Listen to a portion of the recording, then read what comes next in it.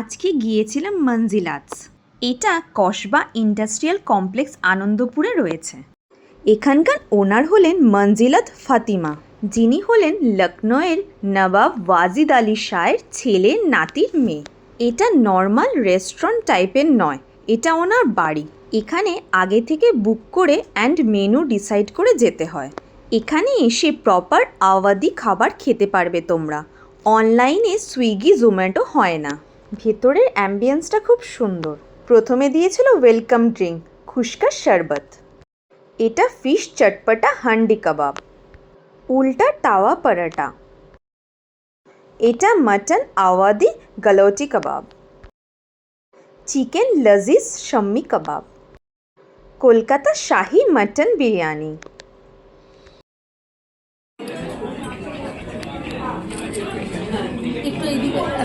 কলকাতা শাহি chicken biryani. এটা chicken শাহি rezala, chicken নওয়াবি চাপ, লখনৌই mutton yakhni pulao.